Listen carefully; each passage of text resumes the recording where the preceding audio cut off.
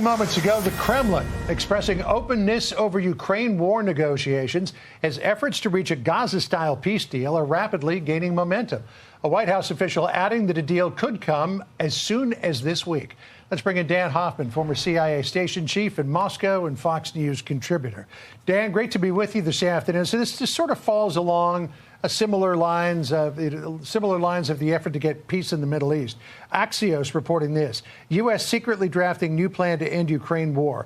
The plan's 28 points fall into 4 general buckets, sources tell Axios: peace in Ukraine, security guarantees, security in Europe, and future U.S. relations with Russia and Ukraine. Sounds encouraging on the surface, but while Putin talks a good game about peace, nothing we've seen so far indicates that he wants peace. Yeah, you'll have to excuse me, John, for not being optimistic at all, and I base that on the decades I spent at CIA trying to see the world through the twisted KGB eyes of Vladimir Putin.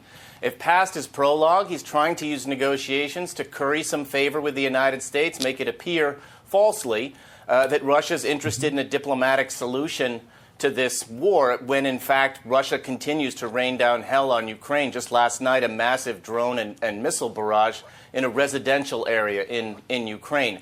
The timing is important. We've got sanctions against Rosneft and Lukoil being implemented in about 3 days, and then the Senate has their secondary sanctions bill warmed up in the bullpen. The president said he's going to sign it. So that may also be something that Vladimir Putin is thinking about when he wants to try to run this KGB false disinformation operation against us to make us think that he might be interested in negotiations. You mentioned these ongoing attacks. They were way out in the western part of Ukraine. Ternopil was the name of the town. This, as the Army Secretary Dan Driscoll and the Army Chief of Staff General Randy George are in Kiev to talk about, U.S. military cooperation, obviously, with Ukraine, but also the possibilities of a peace deal. But listen to this Reuters report from Ternopil. 19 killed, 66 wounded in heavy Russian attack on Ukraine, officials say. The upper floors of the residential building in Ternopil were torn away in the attack.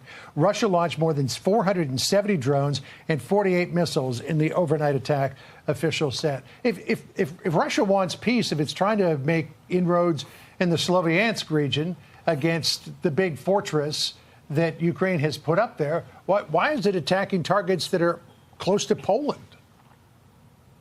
Yeah, and targeting Poland as well, John, with a sabotage operation at the Polish railway.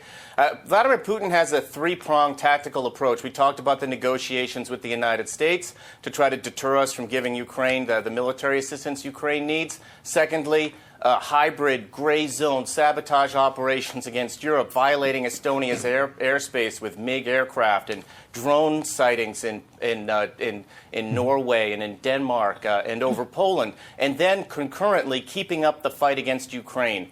I think Vladimir Putin has to be concerned about how he would wind down this war. Tell me how it ends, as General David Petraeus used to say about Iraq. Yeah. How does Vladimir Putin declare victory now? I think that would be very hard for him politically. He's also got to deal with 700,000 roughly troops, many of them criminals who would be re-entering the general population. Good luck with that. Shades of what the Soviet Union had to deal with after the war in Afghanistan, with which Vladimir Putin is very familiar from his days in the KGB. So Steve Witkoff is the one who's the architect of this plan. He's been discussing it with, among other folks, the Russian envoy Kirill Dmitriev, who runs Russia's Sovereign Wealth Fund.